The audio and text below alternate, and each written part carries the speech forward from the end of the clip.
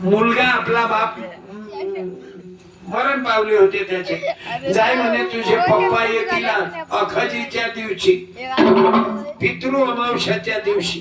मग कावळा येते त्या ताटात जेवते. मुलगा पाहते, थांबा महाराज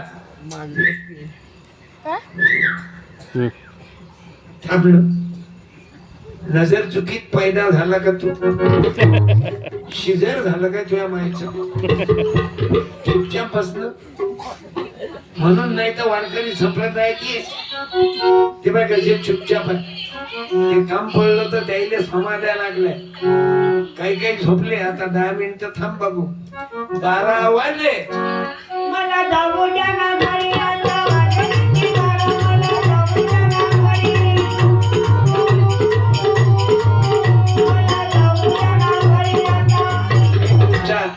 वेळ जास्त घेणार नाही. हे तर योगायोग आहे हो. तुमच्या दर्शनाला याचा चिंचोलीत योगायोग. परवा मी वालवडला आलो अण्णाभाऊ साठेजींच्या जयंतीवर आणि याचं चरित्र ऐकलं. आमचे आयोजक राजेंद्र दादा सुरुमकर, मग त्याची इच्छा झाली आपल्या चिंचोली मध्ये कार्यक्रम घ्यावा. आणि मग मला वाटलं यायचं गावच आहे. यायचं गाव तिकडे करत म्हणजे आगळगावला राहतात. माझा आगळगावलाही कार्यक्रम झाला. मला असं वाटते बाबू त्यांनी नव्हता घेतला, पण अचानक अण्णाभाऊच्या जयंतीवर आले. पण त्याने धार्मिक कामाची आवड आहे. ते त्या मेंढ्याली खाऊ घालता तुम्ही. प्राणी मात्रावरही प्रेम करतात, कारण एकनाथाचं गाढवावर प्रेम आणि मेंढ्याईवर बाळू मामाचं प्रेम. हे मेंढ्याली खाऊ घालतात, बकऱ्याली खाऊ घालतात, गोरक्षणले मदत करतात, विद्यार्थ्यांनाही मदत करतात. विठोबाची मूर्ती आणली. अरे आपल्या पैशाचा विनियोग समाजाकरता घ्या. हा वय तो विनियोग. अन्नदानातही भाग. तुमच्या गावकऱ्याचंही सहकार्य आहे. आज कोणाकडून जेवण, आकाश भाऊन सॉरी जेवण नाही फराळ, आकाश भाऊ परहर आणि अक्षय दादा कारदाते त्यानं सांगून दिला. त्यांनी फराळाची व्यवस्था केली.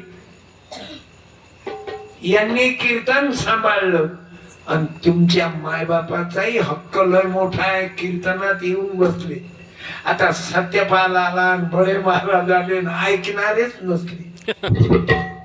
नाही तर कीर्तनात लोक नाही राहत. काही काही गावात कीर्तन चालू केलं, जय जय राम कृष्ण जय जय राम कृष्ण हरी, जय जय राम कृष्ण, जय जय राम कृष्ण हरी, जय जय राम कृष्ण, जय जय राम कृष्ण हरी. पहिले लोकच नसतात.